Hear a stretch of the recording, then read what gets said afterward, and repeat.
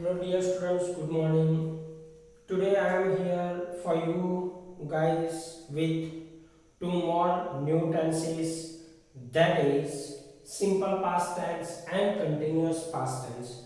Dear student of class 9th and 10th both, we were discussing about part of speech in which we have completed noun, pronoun, verb के kinds and उसी verb के अंदर उनको timing के हिसाब से यानी टेंसेस के हिसाब से किस तरह से चेंज होना है वो हम देख रहे हैं उस टेंसेस के अंदर today we are going to look about two more new tenses that is simple past tense and continuous past tense. Dear student, I hope you all are doing well at home. You are preparing it. If you have any doubt, then you can have these videos again and again, at least 2 or 3 times you can see to revise this knowledge for yourself. Dear student, let's begin with simple past tense. Simple past tense is a kind of tense which shows the normal actions which already completed in past. And number 2, the nearest past incident or actions, if you want to describe in a present time, in present time, at the time we have to use simple past tense. Simple past tense denotes a kind of actions which is completed in nearest past. नजदीकी भूतकाल के अंदर जो घट चुकी घटनाएं हैं उनको दिखाने के लिए हम सिंपल पास्ट टेंस का इस्तेमाल करते हैं. या जो formal incident in past, formal incident universal truth जो फॉर्मली होते हैं उस टाइम पे जो हकीकत थी, सत्य थे उस टाइम पे, तो उसको दर्शाने के लिए भी हमें सिंपल पास्ट टेंस का इस्तेमाल करना पड़ता है. I hope dear student you are getting it. Now let's talk about the formation. Formation का मतलब होता है कंस्ट्रक्शन. कोई भी टेंस अगर आप सीखते हो तो उसके कंस्ट्रक्शन के बारे में आपको समझ आनी चाहिए. उसके अंदर हमारे पास again 3 pattern of sentence structure है. अफर्मेटिव यानी हकार, नेगेटिव यानी नकार एंड इंटरोगेटिव यानी question. Right. Now dear student, यहाँ पे हमें याद क्या रखना है? हमें याद रखना है इसकी सेंटेंस पैटर्न के अंदर किस तरह से वर्ड्स को अरेंज किया गया है. That is what we have to remember. Now see here we have put subject, then the past form of verb. ये याद रखना, past form of verb. Verb का सिंपल पास्ट के अंदर, सिंपल पास्ट टेंस आप जब भी लिखो या देखो तो उसमें वर्ब का पास्ट फॉर्म ही यूज हुआ होता है. Then object. फॉर एग्जांपल हमारे पास एग्जांपल है, उसके जरिए हम देखने की कोशिश करते हैं. चलो देख लेते हैं. सबसे पहले हमारे पास सब्जेक्ट के तौर पे आई है. ठीक है. अब वर्ब हमारा यहाँ पे राइट था. अब मैंने आपको बोला कि राइट का पास्ट फॉर्म होना चाहिए जो कि रोट है. राइट. अ लेटर, मैंने एक पत्र लिखा था, ये इसका मतलब बनता है. उसके बाद दूसरा एग्जांपल, यहाँ पे सब्जेक्ट के तौर पर शी है और यहाँ पे वर्क WORK, वर्क ये हमारा रूट फॉर्म है, उसको हमने पास्ट फॉर्म में लेके गए ईडी लगा के. यानी ये जो सफिक्स है ईडी लगाकर उसको पास्ट फॉर्म में कन्वर्ट करना है. पास्ट फॉर्म में कन्वर्ट कर दिया हमने. Hard to get good marks. Right. Dear student, let's talk about negative formation. In negative what we have to do, यहाँ पे थोड़ा सा आपको ध्यान देना पड़ेगा क्योंकि नेगेटिव जो सेंटेंस फॉर्मेशन है सिंपल पास्ट की थोड़ी सी बाकी टेंसेस से थोड़ी सी डिफरेंट है. किस तरह से? Let me explain. सबसे पहले सब्जेक्ट तो आएगा ही आएगा. यस सर, सब्जेक्ट तो हमें लिखना ही है. बिना सब्जेक्ट के सेंटेंस किस तरह से हम बना पाएंगे? तो we have a subject, then we have to put to be form did. यहाँ पे हमें डीड का इस्तेमाल करना पड़ेगा, DIDD. उसके बाद ही हम नेगेटिव वर्ड नॉट का इस्तेमाल कर सकते हैं. अब याद रखना रूल यहाँ पे क्या है कि अगर मैं कोई स्टेटमेंट के अंदर डीड का इस्तेमाल करता हूं और उसके पीछे अगर कोई वर्ब आता है तो वर्ब का रूट फॉर्म आएगा, पास्ट फॉर्म नहीं आएगा. डियर स्टूडेंट, ध्यान से समझिएगा कि अगर कोई इंग्लिश के सेंटेंस को मैं लिख रहा हूं, अगर उस सेंटेंस के अंदर वर्ब से पहले यदि did शब्द आता हो, वर्ब से पहले यदि did शब्द आता हो, तो उसके बाद जो ये वर्ब आता है वो वर्ब हमेशा रूट फॉर्म ही होता है। फॉर एग्जाम्पल, चलो हम एग्जाम्पल को देख लेते हैं ताकि आपको ये रूल भी समझ में आ जाए। एग्जाम्पल क्या है कि मैंने सब्जेक्ट पर लिख दिया आई, राइट, नेगेटिव बनाने के लिए did का इस्तेमाल भी कर दिया, ठीक है। उसके बाद मैंने नॉट नेगेटिव बनाने के लिए डाल दिया, वो भी ठीक है। लेकिन अब क्या हुआ, यहाँ पे आई रोट था, रोट पास्ट फॉर्म था, लेकिन यहाँ पे did इस्तेमाल हुआ तो ये इसका बेस फॉर्म हो गया, समझ में आ रहा है, राइट बन गया। तो ये यहाँ पे ये जो चेंज होता है वो आपको खास याद रखना है। चलो नेक्स्ट सेंटेंस क्या है, शी डिड नॉट। अब यहाँ पे वर्क हो गया, यहाँ पे वर्कड ईडी था, यहाँ से ईडी निकल गया, मतलब वो रूट फॉर्म बन गया। चलो अब बात करते हैं इंटरोगेटिव की, यानी प्रश्नार्थ की। प्रश्नार्थ में आपको और कुछ नहीं करना है, जो डीड होता है यहाँ पे टू बी फॉर्म में, उस डीड को सब्जेक्ट से आगे लेके जाओ, यानी कर्ता से आगे लेके जाना पड़ेगा, सब्जेक्ट को पीछे ला दो, और डीड है इसलिए यहाँ पे वर्ब का तो रूट फॉर्म ही आएगा, सब्जेक्ट लिख लो और पीछे ये क्वेश्चन मार्क भूलना नहीं है, ठीक है। चलो एग्जांपल देख लेते हैं, let's have an example. Example क्या कह रहा है, what it says, did I it is my subject, write it is a verb in a root form, a letter, did I write a letter। अब यहाँ पे मैंने क्वेश्चन मार्क नहीं किया है तो ये गलत होगा। मैंने आपको अभी भी समझाया कि क्वेश्चन मार्क अनिवार्य है, तो आपको यहाँ पे क्वेश्चन मार्क करना पड़ेगा। दूसरे सेंटेंस में भी ठीक वैसा ही है।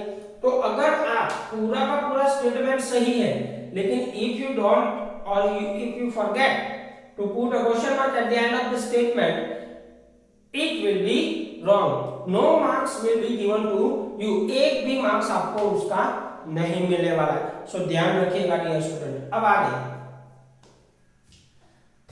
did she work, यहाँ पे ध्यान देना, did है, she है, यहाँ पे वर्क है और लास्ट में क्वेश्चन मार्क है। डियर स्टूडेंट, ये सिंपल पास्ट टेंस के अंदर आपको दो चीजें याद रखनी है। सबसे पहले कि सिंपल पास्ट टेंस की अफर्मेटिव स्टेटमेंट जब आप लिख रहे हो, whenever you are attempting to write an affirmative concept of simple past tense, at that time you have to use this form of verb, that is past form. See, this form of verb, that is past. The first is known as root form, second is past, and third is past participle. Especially regarding simple past tense, we have to use a second form of a verb, right? And second thing that you have to remember is whenever you are using did in the statement, जब भी आप statement के अंदर did का इस्तेमाल करते हो, in that case you have to write the root form of a verb। आपको root form of a verb की जरूरत पड़ेगी। I hope dear student you are getting it well and you have to focus on it। आपको इस पे ध्यान रखना है, जरूरी है, ठीक है। चलो अब बात करते हैं नए टेंस की। दूसरा जो टेंस हमारा है वो है कंटिन्यूअस पास्ट टेंस। अब यह कंटिन्यूअस पास्ट टेंस क्या होता है? Continuous past tense dear student ये होता है कि जब हम प्रेजेंट में, अभी हम दोनों बात कर रहे हैं, ठीक है, मैं पढ़ा रहा हूं और आप पढ़ रहे हैं, ठीक है, वो बात सही। लेकिन अगर हम में से किसी एक को ऐसा कहना है कि भाई हमने पिछले मंडे को इस टाइम पे, यानी इसी मोमेंट पे हम सिंपल प्रेजेंट टेंस पढ़ रहे थे, अगर ऐसा कुछ बोलना है, यानी पास्ट में कोई एक एक्शन चल रही थी, पास्ट में जब आप देख रहे थे तब कोई एक एक्शन चल रही थी। If you want to suggest that in a sentence then you must use continuous past tense. तब आपको कंटिन्यूअस पास्ट टेंस का इस्तेमाल करना पड़ेगा, ठीक है। अब कंटिन्यूअस पास्ट टेंस के अंदर आपको क्या याद रखना है, उसकी भी फॉर्मेशन होती है। यस, उसकी भी तीन फॉर्मेशन है हमारे पास, that is affirmative, negative and interrogative. This is affirmative, negative and interrogative. ठीक है, ओके। अब अफर्मेटिव के अंदर क्या है, चलो देख लेते हैं।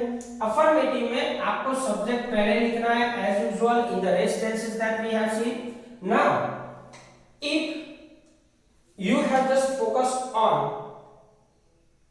continuous present tense, उस टाइम पे हमने लर्न किया था कि जब भी मुझे किसी वर्ब को ing या ed ऐसा कुछ लगाना हो तो मुझे टू बी के हेल्पिंग वर्ब की जरूरत पड़ेगी। प्रेजेंट टेंस में वो टू बी के हेल्पिंग वर्ब तीन थे, इज, एम, आर। ठीक है, लेकिन in continuous past tense, in past tense we have two helping verb, that is was and were. Was is used for the singular item, यानी singular subjects। जैसे I singular है, उसके साथ was आएगा। he, she, it singular है, उनके साथ भी was आएगा। लेकिन वर्ब कहां पे आता है, जहां पे प्लूरल फॉर्म होता है, we, जैसे मैं और आप दोनों मिलकर we बनते हैं, राइट? तो वी, वहां पे वर आएगा। यू यानी एक से ज्यादा लोग हो, आप मुझे सुन रहे हो, तो वो भी क्या आएगा, वर आएगा। दे के साथ भी वर आता है। तो यहाँ पे ये चीज आपको याद रखना है। उसके बाद वर्ब को आईएनजी लगाना है। आईएनजी लगाने से हमारा कंटिन्यूअस एक्शन बन जाता है। ठीक है, और was पर डालने से वो पास्ट इंडिकेट होता है, that is why it is considered as a past continuous or continuous past tense. Now let's have an idea, exact idea through the medium of examples. See, यहाँ पे ध्यान दीजिएगा, सब्जेक्ट मेरा I है, I के साथ मैंने आपको अभी भी बोला कि was आएगा, तो was मैंने लिख दिया है। उसके बाद राइट मेरा वर्ब था, WRITE, उसको मैंने ING दे दिया, यानी मेरी एक्शन कंटिन्यूअस हो गई। और letter, I was writing a letter, मैं पत्र लिख रहा था, यानी उस टाइम पे, जिस टाइम पे कोई काम हो रहा था वो दर्शाता है। दूसरा दे, यानी ये प्लूरल है, तो दे के साथ हमने क्या लगा दिया, verb, since they is a plural subject. फिर प्ले यानी खेलना, उसको ing लगाने से वो कंटिन्यूअस बन जाता है। In the ground, they were playing in the ground, way ground में खेल रहे थे।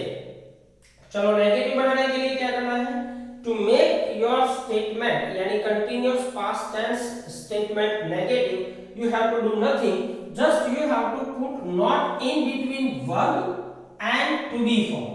आपको उसके जो टू बी फॉर्म होते हैं was और were, एंड जो वर्ब होता है उन दोनों के बीच में एक नॉट नेगेटिव वर्ड लिख देना है।